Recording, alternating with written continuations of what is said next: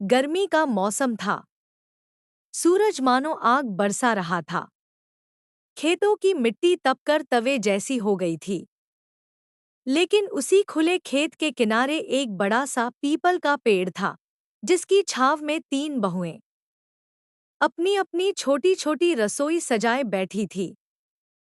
गांव में यह परंपरा थी कि हर साल एक दिन सभी बहुएं खेत में खुली रसोई बनाकर खाना पकातीं और आपस में स्वाद का मुकाबला करतीं।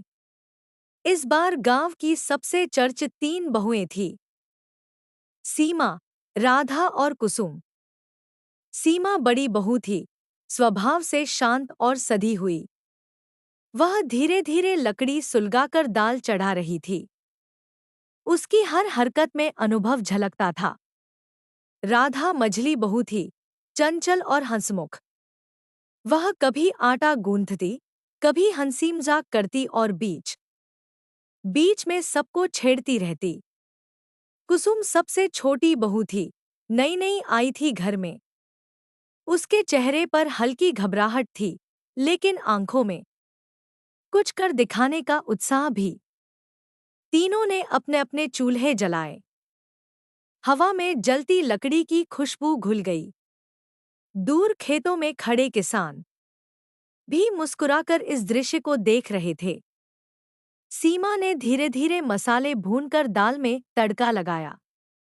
खुशबू इतनी लाजवाब थी कि पास बैठी औरतें बोल उठीं, वाह, क्या सुगंध है।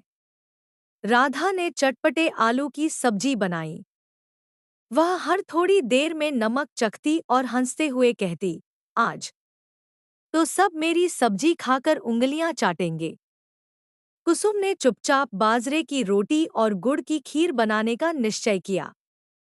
उसने अपनी माँ से सीखा था कि सादगी में ही असली स्वाद होता है। धूप तेज होती जा रही थी। पसीने की बूंदें तीनों के माथे पर चमक रही थी, लेकिन उनके हौसले ठंडे नहीं पड़े। वे अपने काम में जुटी रहीं। कुछ देर बाद खाना तैयार हो गया। गांव के बुजुर्ग और महिलाएं स्वाद चखने के लिए आ गईं। पहले सीमा की दाल चखी गई। सबने सराहना की, बहुत संतुलित स्वाद है। फिर राधा की सब्जी आई, तीखा, मसालेदार और मजेदार। लोग हंसते हुए बोले, यह तो बिल्कुल राधा जैसी ही है। अंत में कुसुम की रोटी और खीर परोसी गई। जैसे ही सबने पहला कौर लिया, अचानक तेज आंधी चलने लगी।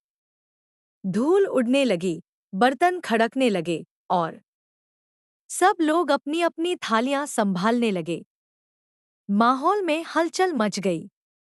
लेकिन उसी अफरातफरी में एक बुजुर्ग ने जोर से कहा, रुको, पहले यह खीर खत्म करो।